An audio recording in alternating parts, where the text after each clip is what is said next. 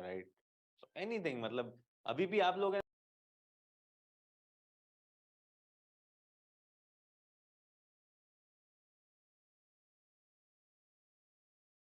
ज्यादा लॉजिकल बोल रहे हैं, मेरे को थोड़े 2-3 इलॉजिकल जवाब मिलेंगे ना फ्री में आगे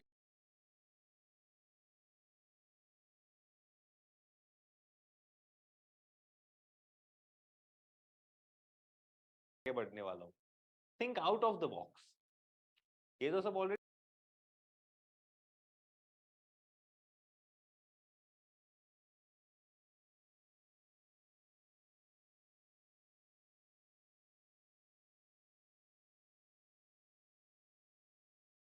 हो रहा है, और बाहर जाओ, पागल हो जाओ। आई वांट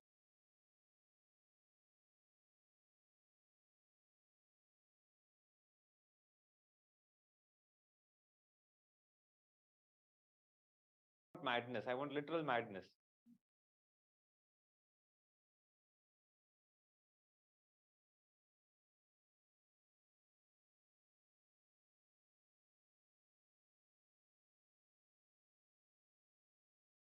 कचरा करने से पहले 100 बार सोचे, अरे ऐसा डस्टबिन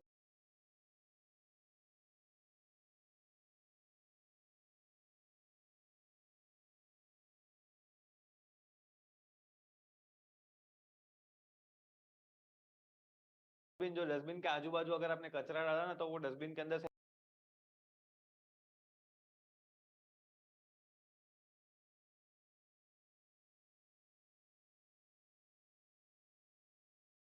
हाथ निकल के झापट मारेगा आपको। बोलो।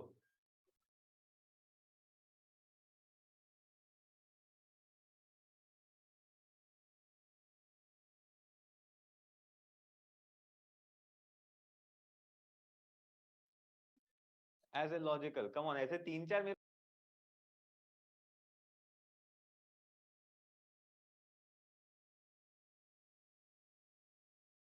को इलॉजिकल दो, तब जाके मेरे को पता चलेगा कि आपका दिमाग एक्चुअली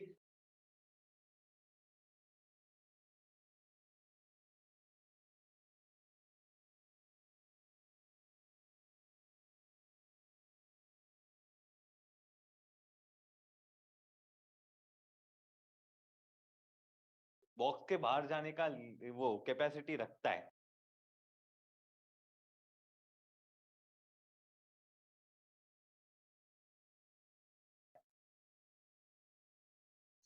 ये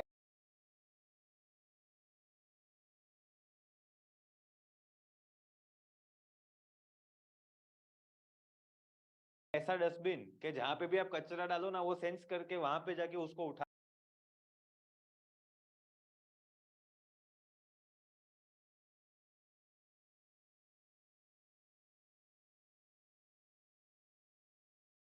ले। ऐसे वैक्यूम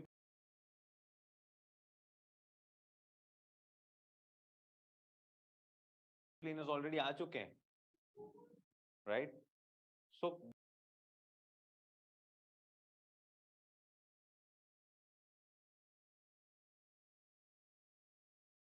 गो बिकम इलॉजिकल।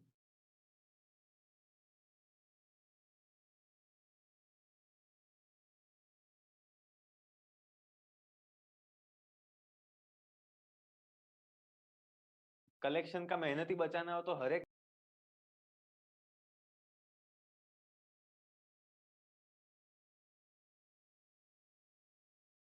घर से कचरे का कनेक्शन सीधा वो कचरे के ढेर तक हो जाए,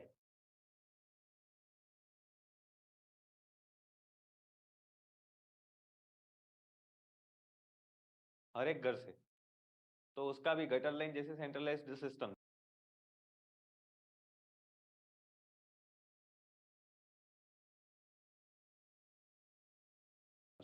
बोलो।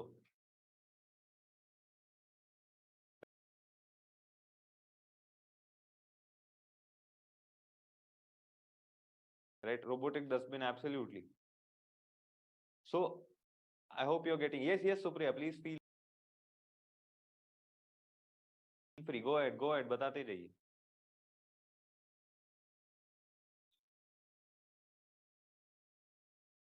Hello.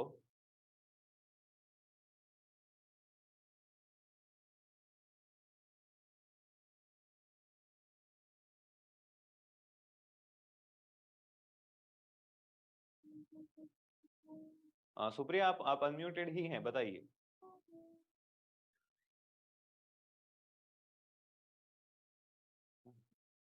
Yes, Ritu ji, please go ahead. All right, Nikita ji, you want to speak? I'll just unmute. I'm sending you an unmute request.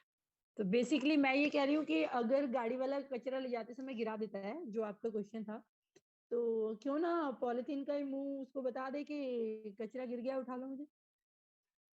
Okay कुछ ऐसा सिस्टम कर सकते हैं, है ना? ओके कुछ ऐसा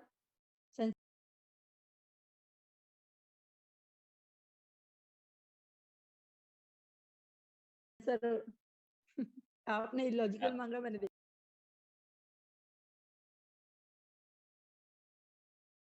दिया। अरे एकदम इलॉजिकल और इलॉजिकल जाओ। यस निकिता।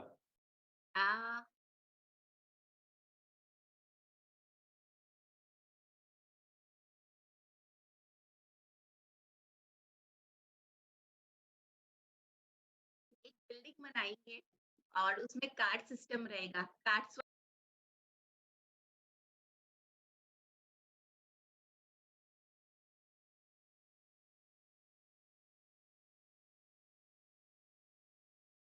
स्वाइप करेंगे, आपका कचरा आप डाल सकते हो, कार्ड स्वाइप करेंगे,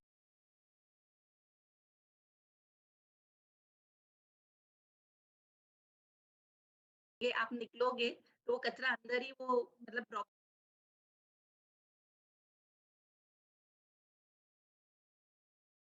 रोबोटिक्स होते हैं, जैसे कार पार्किंग होती है, रोबोटिक कार पार्किंग, वैसे वो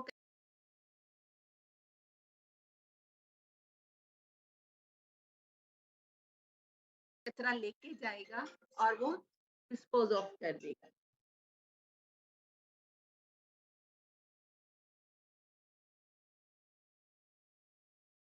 okay perfect. Yes Supriya.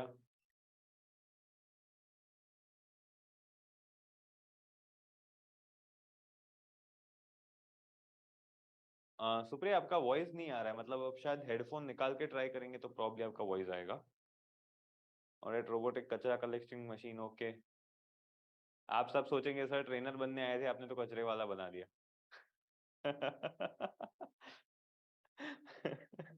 But this is a very important exercise, मतलब ट्रस्ट मी ऑन दिस। मैं बड़ी बड़ी इंजीनियरिंग कॉलेजेस, मतलब मैं IIT गांधीनगर में भी जब गया था, I asked them the same question. Yes Supriya, you want to try now?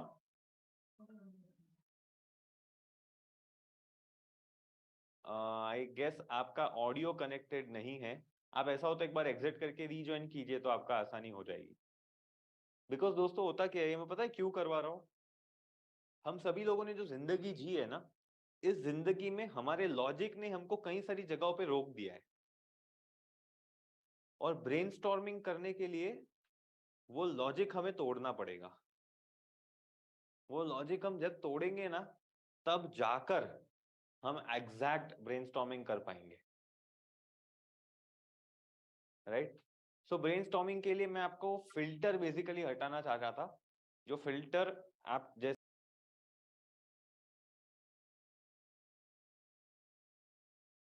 ही हटाएंगे तो आप बिना किसी फिल्ट्रेशन के आपका आसानी हो जाएगी। We'll put green plants and dissolve naturally, okay?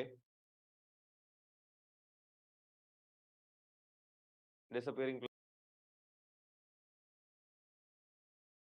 plastic which slowly evaporates. आज का मेरा कोड भी यही था, ओके ग्रेट।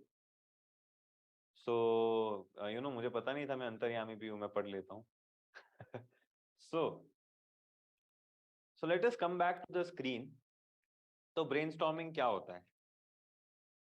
तो brainstorming is as simple as कि अगर आप लिखते हैं कि आप पेरेंटिंग और रिलेशनशिप के ऊपर कुछ भी चीज सिखाना चाहते हैं लोगों को, तो ब्रेनस्टॉर्मिंग क्या होता है? ब्रेनस्टॉर्मिंग इज बेसिकली आप उन्हें कुछ भी, आपको क्या करना है, अभी मैंने आपको दो शब्द दिए दोस्तों, पेरेंटिंग और रिलेशनशिप। तो अगर आप पेरेंटिंग और रिलेशनशिप के बारे में बात करेंगे तो कितने मुद्दे अलग अलग हैं जो आपके दिमाग में आ सकते हैं। यानी मैं रिलेशनशिप बोल रहा हूं तो मैं मेरे दिमाग में जो आ रहा है वो तो लिखते ही जा रहा हूँ, आप लोग भी चैट बॉक्स में लिखते जाइए, वो भी मैं यहाँ पे डालता जाऊंगा। ऑलराइट, पेरेंटिंग और रिलेशनशिप, मैं कुछ एग्जांपल्स देता हूँ जिससे कि आपको पता चले कि मैं एग्जैक्टली क्या कहना चाहता हूँ। मेरा शब्द है पेरेंटिंग, तो parenting is why to learn parenting, ठीक है। ओके, पर्सनालिटी टाइप्स क्या होते हैं, ठीक है। फिर छोटे बच्चे, पेरेंटिंग है तो छोटे बच्चे जब जिद करते हैं उसको कैसे मैनेज करना, तो हैंडलिंग टैंट्रम्स, उसका मतलब इंग्लिश में उसको टैंट्रम्स कहा जाता है, ठीक है। फ्यूचर ऑफ चिल्ड्रन, ठीक है। लव लैंग्वेज, यस आप सभी लोग सही ट्रैक पे जा रहे हैं। ऑलराइट, हाउ टू टीच, और इसी का पैरेलल है हाउ चिल्ड्रन लर्न, ठीक है। Belief formation, time management, short में लिख देते हैं, ठीक है। फिर आता है हस्बैंड वाइफ रिलेशनशिप,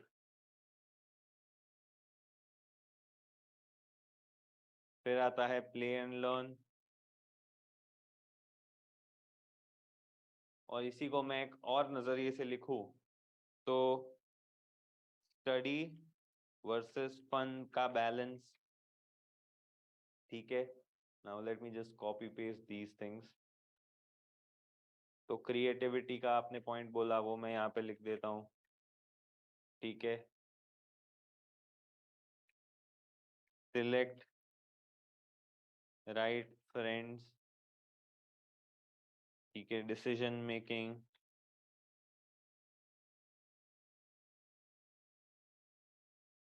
फाइनेंस, मतलब छोटे बच्चों को फाइनेंस भी सिखाना पड़ता है कि पैसों का महत्व क्या है, right. So let us keep it as at this much quantity, ताकि मैं आपको पूरा इजीली समझा सकूं। ऑलराइट, अब यहाँ पे हम ब्रेनस्टॉर्मिंग, मतलब आप देख रहे हैं ना, we did hardly 2 minutes and we are able to get what 16 topics। मतलब समझिए इस एक्टिविटी में आप 2-3 दिन निकालेंगे तो आपको कितनी सारी चीजें मिलेंगी। और ये तो सिर्फ हम लोग अपने दिमाग में से बोल रहे हैं, फिर हम गूगल का इस्तेमाल करेंगे, यूट्यूब का इस्तेमाल करेंगे, अलग अलग वीडियोस, कोर्सेज, सभी चीजों का इस्तेमाल करेंगे, तो यहाँ पे ना आपके पास 200-300 अलग अलग पॉइंट्स बनेंगे। एग्रीड, गेटिंग माय पॉइंट सभी लोग। उसके बाद क्या होगा पता है, यहाँ पे मतलब मैं अभी जब भी मैं बोल रहा हूँ ना, मतलब ब्रेनस्टॉर्मिंग क्या होता है पता है, इट्स लाइक वो नल खोलते हैं ना, बाथरूम में नल खोलते हैं, वैसा होता है। वो नल एक बार खुल गया ना, फिर वो आइडियाज आते ही रहते हैं। अभी आपके भी दिमाग में ना आइडियाज आते ही जाएंगे। मतलब मेरे दिमाग में जो आ रहा है मेडिटेशन फॉर किड्स, राइट, ऐसे आइडियाज सबको आते ही जाएंगे। पर अब आपको क्या करना है पता है, 200-300 आइडियाज आपके आ जाए ना, फिर नल को बंद कर दो। क्योंकि यूजुअली 300-350 का फिगर ऐसा है ना जिसके बाद ज्यादातर आइडियाज रिपीट होने लगते हैं, राइट। तो 300 पे आपका नल बंद कर दो and shift to step 2, filtering. तो फिल्टरिंग में ना 3 कलर लेके बैठना है, yellow, red and green. Yellow का मीनिंग होता है माइट ऐड, यानी इसे शायद आप अपने कोर्स में रखेंगे, शायद नहीं रखेंगे। इस रेड का मीनिंग होता है रिजेक्टेड, यानी कि आइडिया आया था पर इसे आप अपने कोर्स में नहीं डालेंगे। एंड ग्रीन होता है अप्रूव्ड, कि आप इसको अपने कोर्स में इंक्लूड करेंगे। तो क्या करना है, 3 कलर की स्केच पेन लेके बैठना है, और अगर एक्सेल कर रहे हैं तो 3 कलर के सेल्स कर देने हैं। और अभी है ना पहला आइडिया देखो, वाई टू लर्न पेरेंटिंग, इसे मैं डालूंगा। पर्सनैलिटी टाइप्स, इसे भी मैं डालूंगा। टेंट्रम हैंडलिंग में डालूंगा। फ्यूचर ऑफ चिल्ड्रन, मतलब करियर प्लानिंग क्या मैं उतना करना चाहता हूँ पेरेंटिंग के वर्कशॉप में, उसके लिए करियर का अलग वर्कशॉप है, बट देखते हैं, शायद डालूं शायद ना डालूं। लव लैंग्वेज, ठीक है मैं डालूंगा। How to teach, how to teach मेरे लिए उतना श्योरिटी नहीं है, तो शायद मैं ना डालूं। हाउ चिल्ड्रन लर्न, ये भी मेमोरी में मैं डाल सकता हूँ, तो इसको मैं इसमें से निकाल देता हूँ। बिलीफ फॉर्मेशन मेरे दिमाग में शायद उतना बैठ नहीं रहा है, तो इसको मैं नहीं डालूंगा। टाइम मैनेजमेंट भी एक अलग कोर्स ही बना देते हैं, तो वो आसानी हो जाएगी अपने लिए, तो इसको भी मैं नहीं डालता हूँ। हस्बैंड वाइफ रिलेशनशिप पेरेंटिंग में उतना शायद अफेक्ट नहीं करता, but I am not sure, तो इसको मैं येलो करता हूँ। तो अब देख रहे हैं मेरे पास है ना 3 कैटेगरीज में कोर्स टॉपिक्स बन जाएंगे। तो दोस्तों होगा क्या, सेकेंड स्टेप के अंत पर आपको पता होगा इतना तो नहीं ही डालने वाले, तो ये रेड को निकाल दो साइड पे। फिर रहा येलो और ग्रीन, ग्रीन को साइड पे निकालो। अब येलो को फिर से देखना शुरू करो। ओके ये रखेंगे, ये नहीं रखेंगे, ये रखेंगे, ये नहीं रखेंगे, ये रखेंगे, ये नहीं रखेंगे। तो इवेंचुअली येलो को भी हटाओ, उसको या तो रेड कर दो या तो ग्रीन कर दो, पर उसे दूसरे राउंड में करना है। पहले राउंड में ये रेड ग्रीन येलो करो, फिर रेड को निकाल दो, ग्रीन को निकाल दो, येलो सिर्फ लेके बैठो एंड फिर से डिसाइड करो कि इसमें से कितना रखना है कितना नहीं रखना है, और येलो को पूरा 0 कर दो। यानी फिर 2 ही कलर आपके पास होंगे, रेड और ग्रीन। फिर रेड तो सब आपके चैप्टर में से निकल गए, और जो ग्रीन रहा है ना, अब उसको क्लबिंग करना है। क्लबिंग यानी कि क्या होता है कि लेट अस से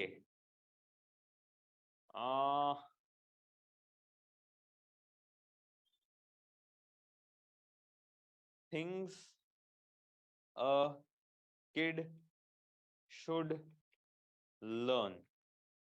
यानी मेरा एक चैप्टर मैंने मेरे कोर्स में बनाया। अभी यहाँ पे मैं एक और चीज आपको बता दूं, हम सभी लोगों ने बचपन में वो टेक्स्ट बुक्स पढ़ी थी, टेक्स्ट बुक कोई भी सब्जेक्ट की टेक्स्ट बुक हमने देखी होती है।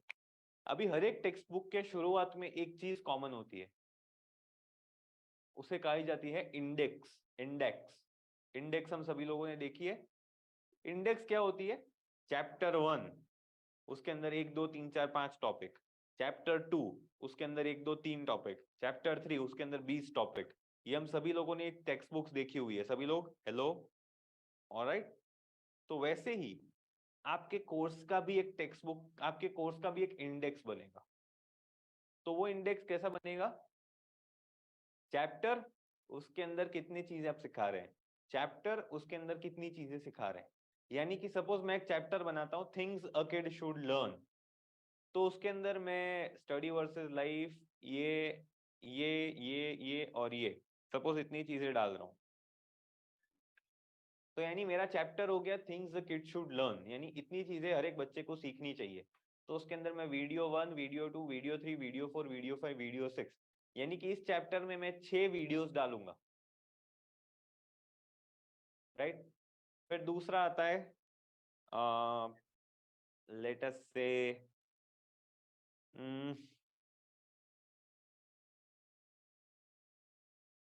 हाउ टू मैनेज रिलेशनशिप्स, मतलब एग्जाम्पल ले रहे हैं यहाँ पे सिर्फ। तो इस चैप्टर के अंदर भी मैं यहाँ पे सपोज 3 वीडियो डालूंगा। मेरा एक सबसे पहले तो मेरा यहाँ पे एक इंट्रोडक्शन सेक्शन आएगा, राइट। तो इंट्रोडक्शन सेक्शन में यहाँ पे मेरा एक इंट्रोडक्शन में लिख लेता हूँ। तो इंट्रोडक्शन में शायद मैं लिखूंगा अबाउट द कोर्स का एक वीडियो डालूंगा, अबाउट द ट्रेनर का एक वीडियो डालूंगा। तो आप देख रहे हैं मेरे क्या हो रहे हैं, यहाँ पे जितने फिगर्स में यहाँ पे लिख रहा हूँ ना 1 2 3 4 5 6 7 8 9 10, यहाँ पे अब तक मैं 10 अलग अलग वीडियोस से फाइनलाइज कर चुका हूँ, और इन 10 वीडियोस को मैंने 3 अलग अलग चैप्टर्स में कैटेगराइज किया हुआ है, राइट। तो ये क्या बन रहा है पता है, ये मेरे वीडियो कोर्स का इंडेक्स बन रहा है। तो ये इंडेक्स अब जब बना देंगे ना दोस्तों, फिर क्या होगा पता है, आपको पता होगा कि मेरे पेरेंटिंग के कोर्स में 63 वीडियोस हैं, जिन 63 वीडियोस को मैं 16 अलग अलग चैप्टर में डिवाइड कर चुका हूं। सो यानी आपका कोर्स पूरा स्ट्रक्चर और सीक्वेंस के साथ आपके पेपर पे आ चुका है। एंड ये आप जब कर लेंगे तब आप कॉन्फिडेंटली जा सकेंगे रिकॉर्डिंग के लिए। पर ये इंडेक्स बनाने में और रिकॉर्डिंग के जाने के बीच में एक और स्टेप आता है, वो है कि आप कोर्स को कितना लंबा बनाएंगे, क्या ड्यूरेशन होगा। तो जब आपका इंडेक्स बन जाता है ना, तो इंडेक्स बनने के बाद आपको क्या करना है, बाजू की लाइन में यहां पर अप्रोक्स ड्यूरेशन लिख लेना है कि अगर आप इस चीज को सिखा रहे हैं तो आपको अप्रोक्सीमेट समय कितना जाएगा। तो let us say about the course मेरा 2 मिनट में खत्म होगा, अबाउट ट्रेनर मेरा 4 मिनट में खत्म होगा, राइट। तो यहाँ पे 2 लिख देते हैं, यहाँ पे 4 लिख देते हैं। स्टडी 1 बैलेंस मेरा 15 मिनट चलेगा, क्रिएटिविटी मेरा ऑलमोस्ट 10 मिनट चलेगा, राइट। सिलेक्ट राइट फ्रेंड्स मेरा 5 मिनट चलेगा, डिसीजन मेकिंग मेरा 25 मिनट चलेगा, फाइनेंस मेरा आधा घंटा चलेगा, मेडिटेशन मेरा 10 मिनट चलेगा। तो यानी क्या हो रहा है, यहाँ इसका आप टोटल मारेंगे ना तो आपको पता चलेगा कि कितने मिनट का आपका कोर्स बनने वाला है। And this is approx. यहाँ पे 5 मिनट लिखी हुई है और वहां पे 2 मिनट हो जाती है और कहीं पे 10 की जगह 15 हो जाती है, तो उसका कोई हेडेक नहीं है। ये अप्रॉक्स हम लिख रहे हैं। और ये क्यों लिखते हैं पता है दोस्तों? क्योंकि अब अगेन लाइफ चेंजिंग पॉइंट, एक इंपॉर्टेंट कैलकुलेशन मैं आपको बता रहा हूं। आप जब भी अपने कोर्स का रिकॉर्डिंग शुरू करेंगे तो एक सवाल आपको ये आएगा कि आपके कोर्स का रिकॉर्डिंग करने के लिए आपको स्टूडियो में कितना समय बिताना पड़ेगा या फिर रिकॉर्डिंग में कितना समय लगेगा। तो उसका जवाब मैं आपको दे रहा हूं कि अगर आपने ट्रेनिंग इंडस्ट्री में या फिर रिकॉर्डिंग को जस्ट शुरू किया है, यानी कि आज दिन तक आपने कभी भी कहीं पे भी कोई भी रिकॉर्डिंग नहीं किया हुआ है, तो सिंपल फॉर्मूला ये है कि जितना लंबा आपका कोर्स है उससे 3 गुना समय आपको स्टूडियो में चाहिए होगा।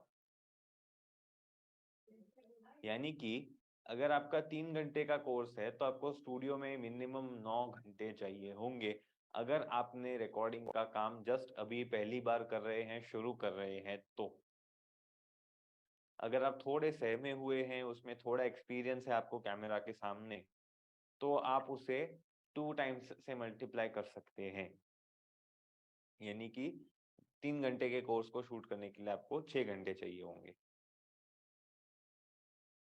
और 6 घंटे एक्टिव चाहिए होंगे। मतलब इसमें लंच ब्रेक नहीं आया, टी ब्रेक नहीं आया, कोई भी ब्रेक नहीं आया, ठीक है। This is how much you will need, alright. And अगर आप बहुत ही बेहतरीन लेवल के कैमरा के सामने शूट कर पाते हैं तो भी आपको 1.5 गुना समय तो चाहिए ही होगा। यानी कि 3 घंटे का शूट करने के लिए आपको एटलीस्ट 4.5 घंटे तो चाहिए ही होंगे स्टूडियो में।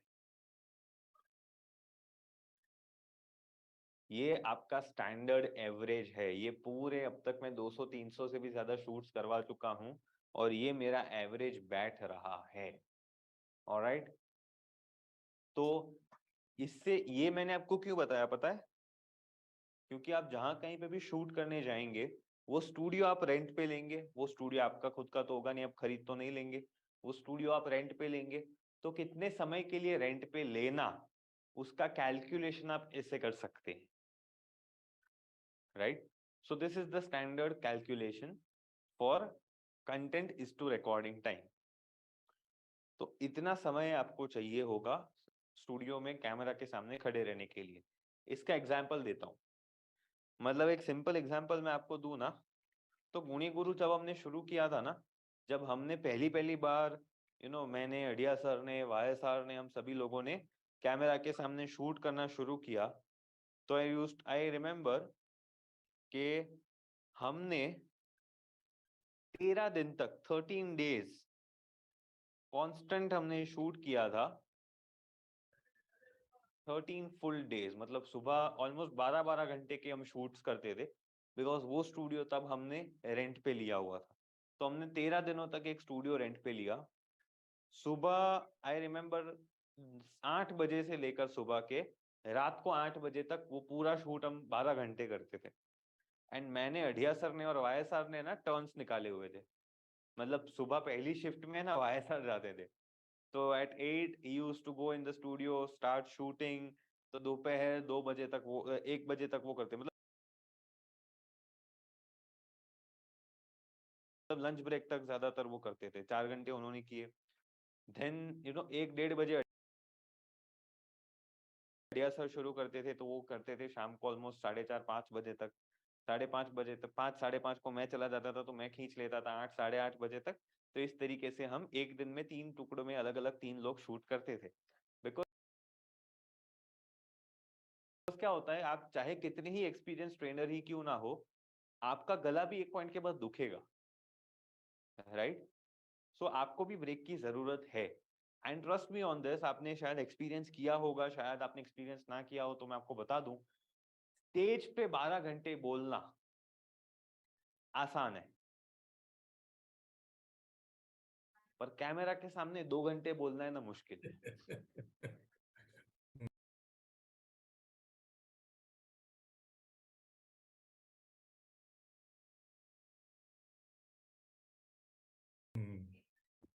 Trust me on this my dear friends. क्योंकि क्या होता है, मैं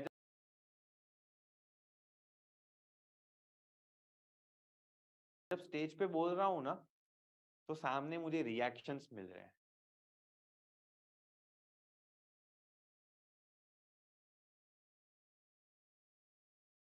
सामने लोग मुझे दिख रहे हैं एक्चुअली। तो वहां पे मैं मेरी एनर्जी को बाय डिफॉल्ट मेंटेन रखता हूं। तो साला कैमरा में, और ये भी जूम पे भी पॉसिबल है, मतलब अभी पॉसिबल इसलिए है क्योंकि मुझे सामने आप सभी लोगों के चेहरे दिख रहे हैं,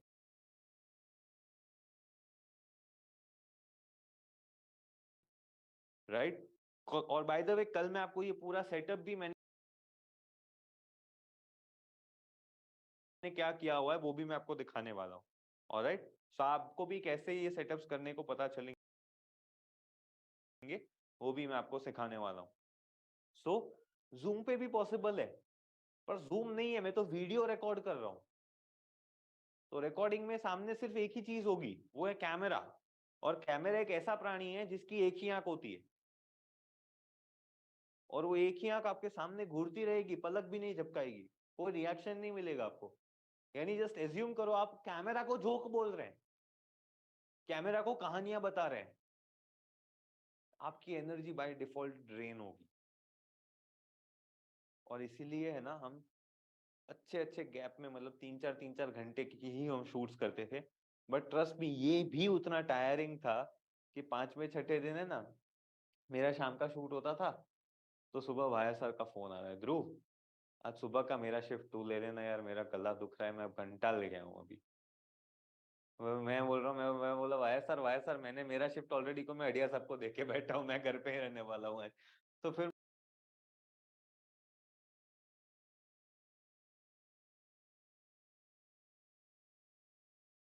5-6 दिन के बाद है ना, ऐसी आदत हो गई थी हम।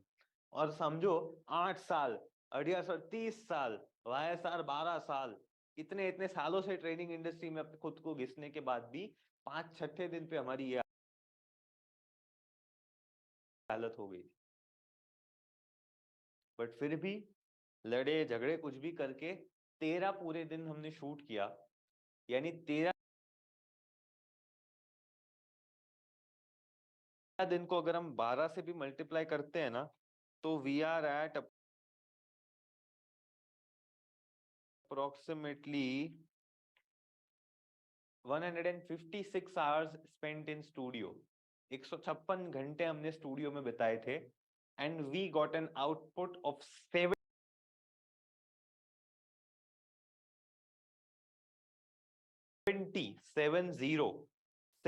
आवर्स। यानी यहाँ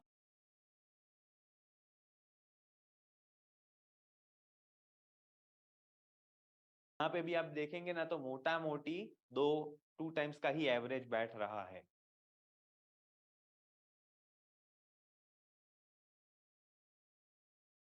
alright, so this is how the calculations work. और वो कैलकुलेशन के बेसिस पे अब तक गुणी गुरु के स्टूडियो में हम ऑलमोस्ट 100 प्लस कोर्सेज को शूट कर चुके हैं and this is the same average that we are working. मतलब अभी क्या हो गया, मतलब मैं मेरी बात करूं तो मैं कैमरा के सामने इतना अब तक काम कर चुका हूं ना कि मेरे लिए एवरेज है ना 1.1 या 1.2 से काम हो जाता है। मतलब मेरा पर्सनल रिकॉर्ड, और मैं हर बार है ना मेरा रिकॉर्ड तोड़ने का ट्राई करता हूँ। मतलब मेरा प्रीवियस रिकॉर्ड था 30 मिनट में 20 मिनट का रिकॉर्डिंग करना, मतलब 30 मिनट्स में 20 मिनट्स, यानी स्टिल 1.5 टाइम्स हुआ।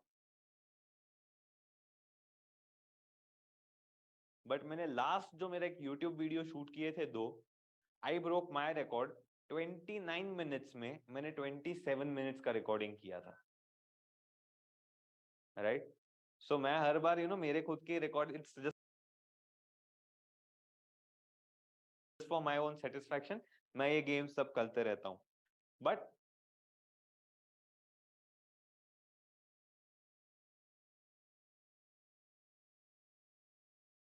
If you are doing it for the first time, और अगर कोर्स है ना, मतलब वो यूट्यूब वीडियो शूट करनी अलग बात हो गई, कोर्स शूट करना अलग बात हो गया, ठीक है। तो कोर्स के लिए मैं भी जब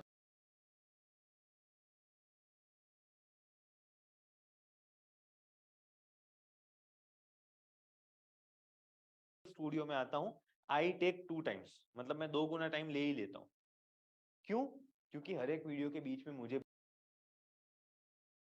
ब्रेक मिले, मेरे गले को भी रेस्ट मिले, पानी पीने का समय मिले, कंटेंट रिफ्रेश करने का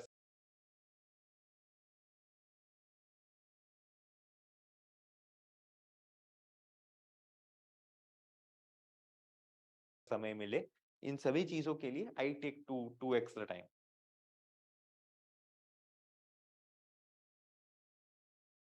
alright, so this is the standard formula that you have to work on.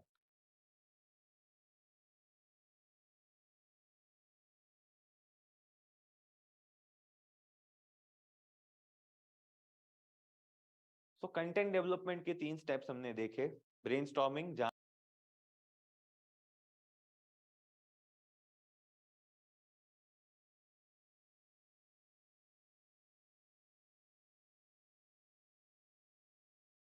पे सारे आइडियाज को आप डंप करेंगे। फिल्टरिंग, जिसमें से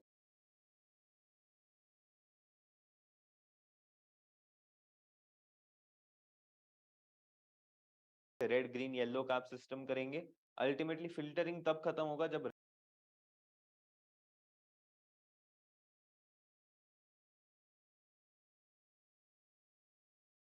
रेड और ये ग्रीन नहीं होगा, येलो को आप खत्म कर देंगे। रेड को रखो साइड पे,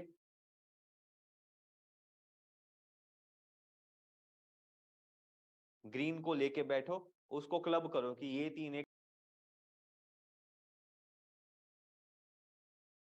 चैप्टर में जाएंगे, ये 4 एक चैप्टर में जाएंगे, ये 15 एक चैप्टर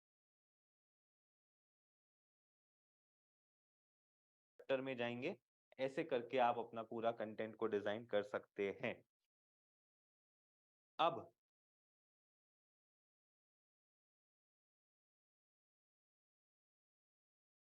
कुछ सवाल आपके दिमाग में ऑलरेडी आ रहे होंगे, अगर नहीं आए तो मैं डाल देता हूँ और उसका जवाब भी दे देता हूँ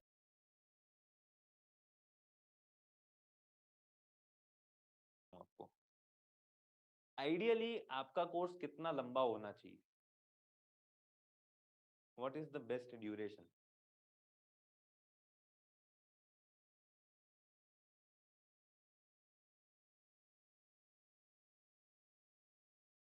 तो इसका है ना एक स्टैंडर्ड जवाब है मेरा। मेरी टीम को भी पूछोगे ना इस सवाल का जवाब कि ध्रुव सर क्या देंगे, इसका जवाब उनको भी पता है। The best duration of the course is enough. Enough, enough is your duration.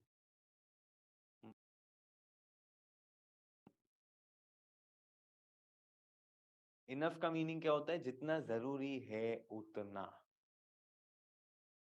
ऐसा भी नहीं लगना चाहिए कि कंटेंट जरूरत से ज्यादा खिंच रहा है।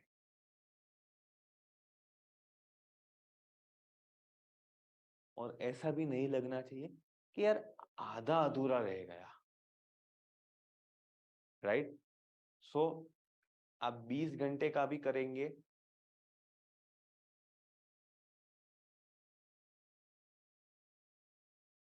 चार घंटे का भी करेंगे, कोई हेडेक नहीं है।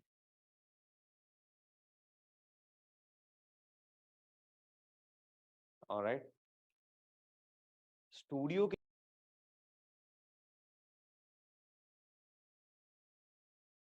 जो चार्जेस होते हैं, I just come to that, पहले ही मैं ये पॉइंट खत्म कर लूं।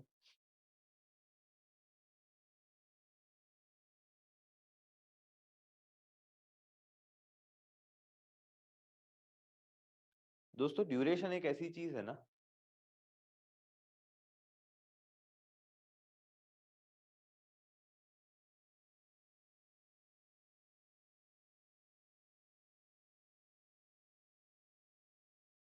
और again life changing point, hello, life changing point for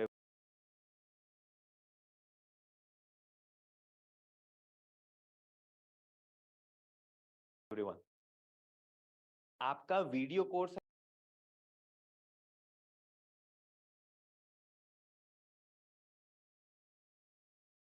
है ना, उसका सक्सेस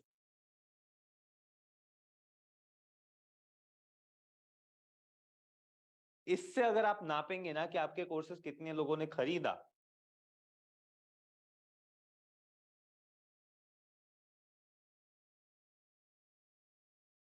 तो आप गलत जगह पर है।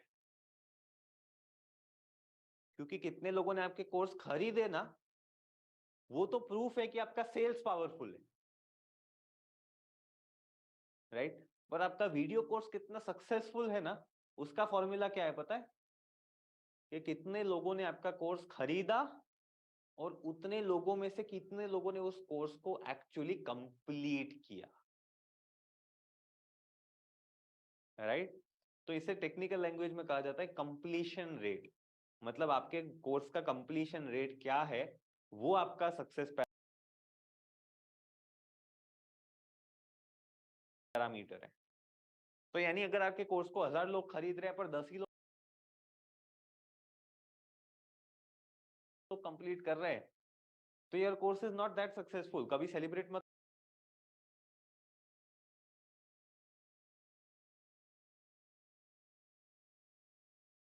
करना। पर अगर आपका कोर्स 10 लोग खरीद रहे हैं और 9 लोग कंप्लीट कर रहे हैं ना, तो जरूर सेलिब्रेट कर, right? So completion rate is the important point. तो जब मैं ड्यूरेशन की बात कर रहा हूं, तो मैंने 30-30 घंटे के ऐसे कोर्सेज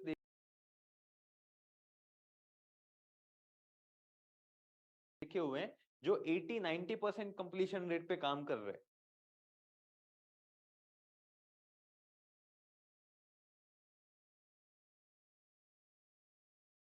और उसके सामने मैंने 2-2 घंटे के ऐसे कोर्सेज देखे हुए हैं जो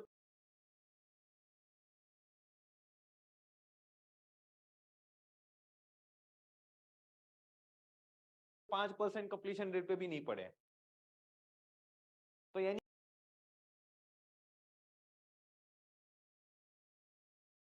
इससे कभी भी जज मत करना कि आपका कोर्स ज्यादा लंबा बन गया, ज्यादा शॉर्ट बन गया। It's not at all the parameter. आपके दिमाग में जितना है उतना आपने अगर दिया है ऑडियंस को, और ऑडियंस को थ्रू आउट उसको सुनने में मजा आ रहा है, देन आपका ड्यूरेशन कितना भी लंबा क्यों ना हो, it is the right thing. Alright, let me give an classic example. अभी रिसेंटली मैं एक ट्रेनर के साथ बात कर रहा था। She is a chef. Chef है वो, कुकिंग के 15 कोर्सेज शूट करने वाले हैं अभी, ठीक है? उनका एक कोर्स है on chocolate. There is one course on chocolate. Can you guess the duration of a course on chocolate? 2 घंटा, 3 घंटा, 4 घंटा, 5 घंटा? हर chocolate course is of 30 hours. Just imagine, 30 घंटे का कोर्स सिर्फ चॉकलेट्स पर उनका उनका पता है आउटकम क्या है? कि मेरा कोर्स देखकर कोई भी इंसान खुद की चॉकलेट की ब्रांड शुरू कर सकता है। So that is her picture, मतलब वो स्टूडेंट्स को यही बताने वाले, अगर आपको चॉकलेट्स का बिजनेस करना है या फिर आपको चॉकलेट्स में इंटरेस्ट है, तो ये कोर्स आपके लिए है। आपको घर पे चॉकलेट बनानी है वो भी सीख जाएंगे, चॉकलेट को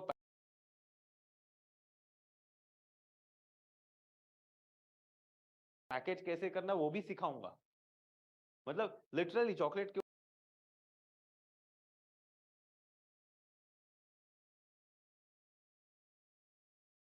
ऊपर पैकेजिंग कैसे करते हैं, कौन से कलर यूज करते हैं, उन सभी चीजों को शी हैज टॉट इट। मतलब आपका कोर्स इतने शॉर्ट और इतने स्पेसिफिक चीज का भी हो सकता है, एंड माइंड पावर ऐसा जनरल टॉपिक भी हो सकता है, right?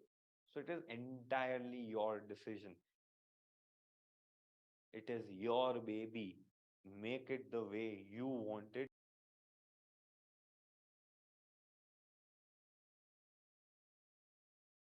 and you think is the best for it.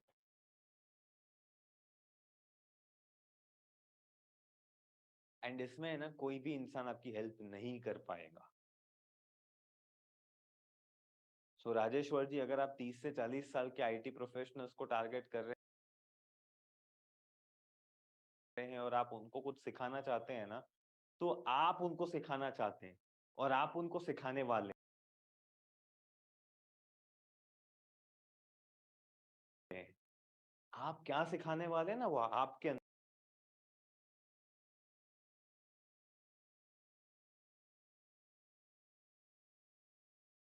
है, और मैं चाहे कितना ही अंतर्यामी क्यों ना बन जाऊं, वो पूरा मैं नहीं निकाल पाऊंगा। तो वो होमवर्क करना आपको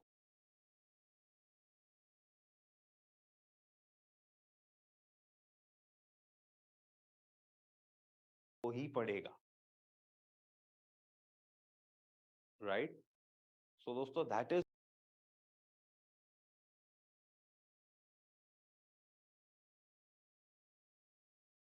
वेयर द कंटेंट डेवलपमेंट वाला हिस्सा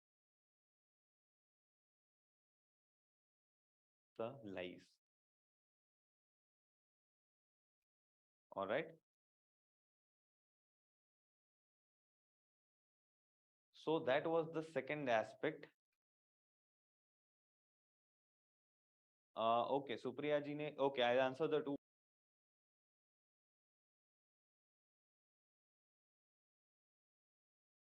क्वेश्चंस जो प्रशांत जी ने पूछा और जो सुप्रिया जी ने पूछा। तो सुप्रिया जी, मैंने आपका कोर्स है ना चैप्टर वाइज इसीलिए बना रहा हूँ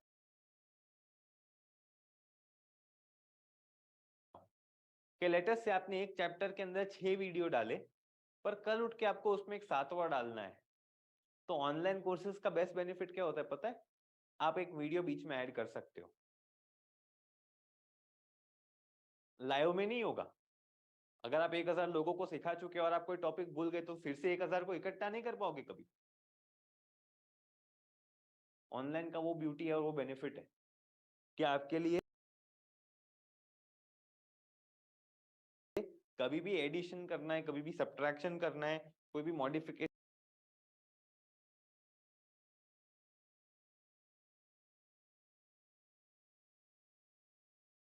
करना है, डेटा को अपडेट करना है, पीडीएफ चेंज करना है,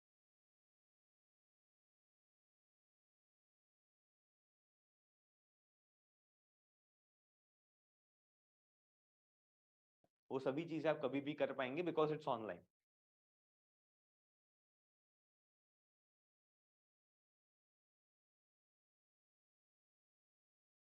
तो अगले ही स्टूडेंट से वो चीजें नहीं हो जाएंगी, और जो पुराने जिन्होंने खरीदे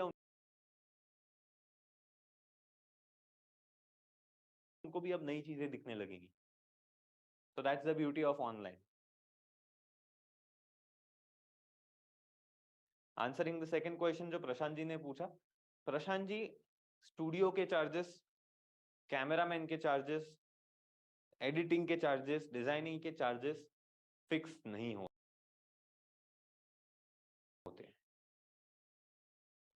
ये सभी चीजें है ना क्रिएटिव है।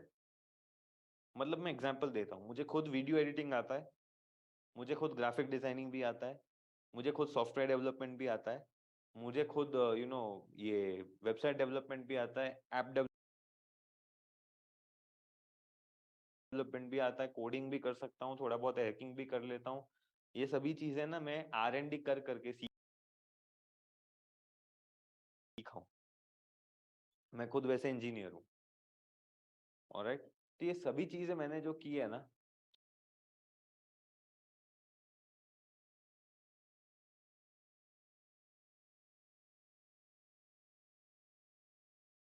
तो सपोज आज मैं अगर आपका कोर्स एडिट करने बैठूं ना, तो मेरा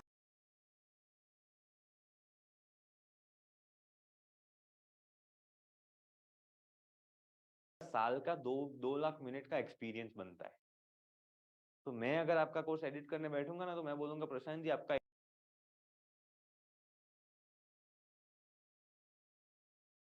1 घंटे का वीडियो होगा ना, तो उसका मैं 2 लाख रुपए चार्ज करूंगा। पर एट द सेम टाइम कल ही वो कोई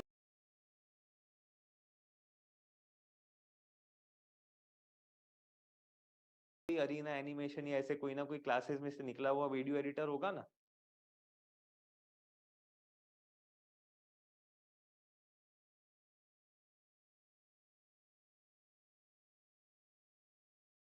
उसको आप कोर्स देंगे ना, वो बेचारा वो ऑलरेडी जेब खर्च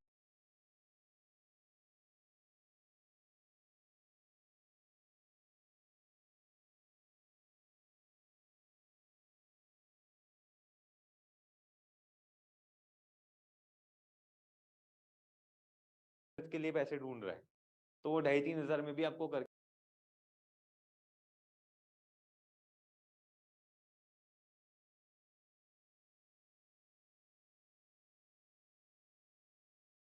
दे देगा। Getting my point?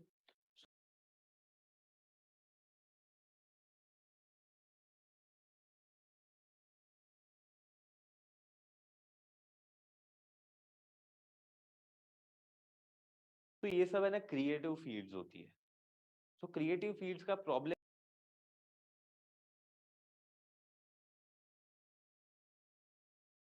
ही ये है कि इसका कोई भी प्राइसिंग डिफाइंड नहीं होता है। तो आपको कैसे पता चलेगा कि कौन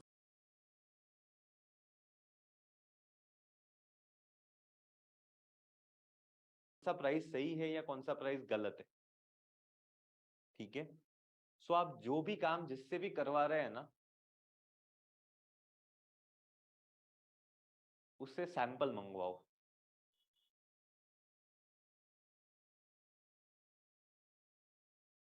आस्क फॉर अ सैंपल कि तूने कभी क्या कोई भी कोर्स एडिट किया हुआ है? बोले हाँ किया हुआ है।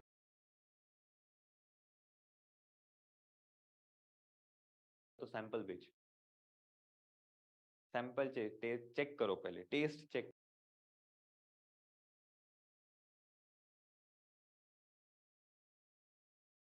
करो। ऑलराइट, एडिटर्स के साथ नेगोशिएट कैसे करना है वो भी मैं आपको कल सिखाने वाला हूँ। ऑलराइट, मैं उस हद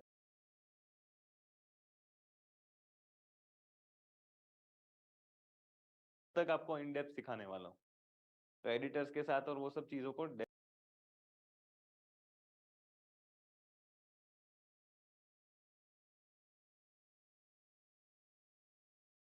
डेफिनेशन के साथ कैसे करना है, वो सभी चीजें मैं आपको सिखाने वाला हूँ।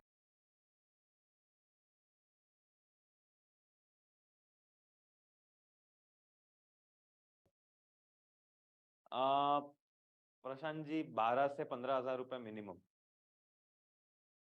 For 1 day.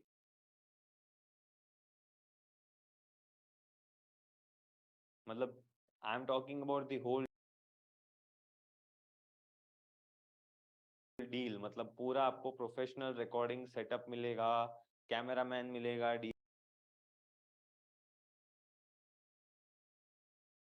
DSLR VSLR में शूट होगा, ग्रीन स्क्रीन लाइट